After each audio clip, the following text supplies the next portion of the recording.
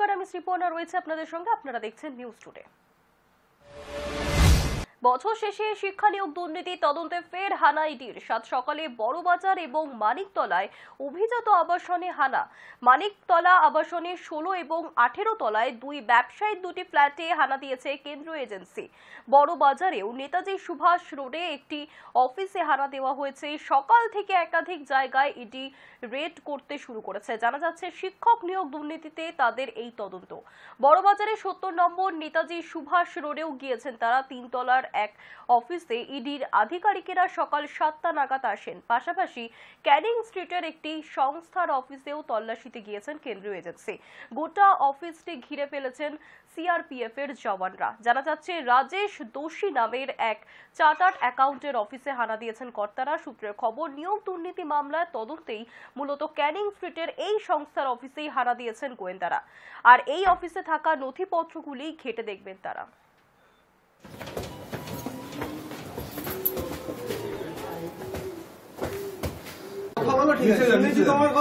আপনারা উপর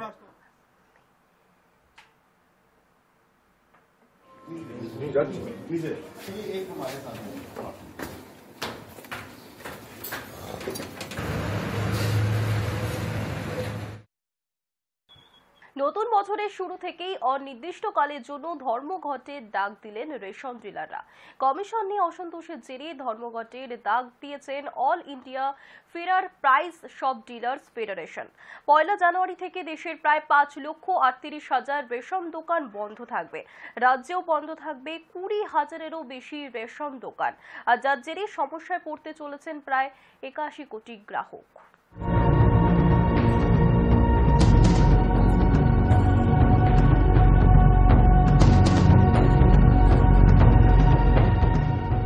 আগামী 22 জানুয়ারি অযোধ্যা রাম মন্দির উদ্বোধন হতে চলেছে। গর্ভগৃহে রামলালা বিরাজমানের মূর্তি প্রতিষ্ঠা, সেই অনুষ্ঠানে প্রধানমন্ত্রী নরেন্দ্র মোদীর পাশেই থাকার কথা রয়েছে তার। কিন্তু তার আগে শনিবার 30 ডিসেম্বর উত্তরপ্রদেশের মন্দির নগরীতে যাচ্ছেন প্রধানমন্ত্রী নরেন্দ্র মোদী এবং সেখানে অযোধ্যা নবনির্মিত বিমানবন্দর এবং রেল স্টেশনের উদ্বোধন করারও পাশাপাশি শনিবার একটি জনসভাও করবেন তিনি। প্রধানমন্ত্রী সেই সফরের প্রস্তুতি তদারক করতে বৃহস্পতিবার অযোধ্যা গেলেন উত্তরপ্রদেশের মুখ্যমন্ত্রী যোগী আদিত্যনাথ।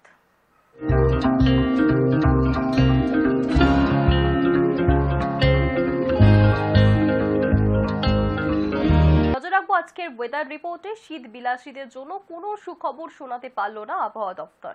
চলতি বছরে কলকাতা সহ বাংলায় আর জাঁকিয়ে শীত পড়ার কোনো সম্ভাবনাই নেই।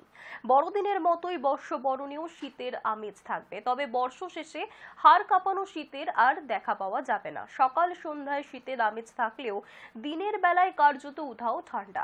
তবে নতুন বছরের জানুয়ারির প্রথম সপ্তাহে ফের 15 ডিগ্রির নিচে নামতে পারে কলকাতার পারদ। কলকাতায় আজ সকালে সর্বনিম্ন তাপমাত্রা রয়েছে 17.4 ডিগ্রি সেলসিয়াস, স্বাভাবিকের থেকে যা 4 ডিগ্রি বেশি।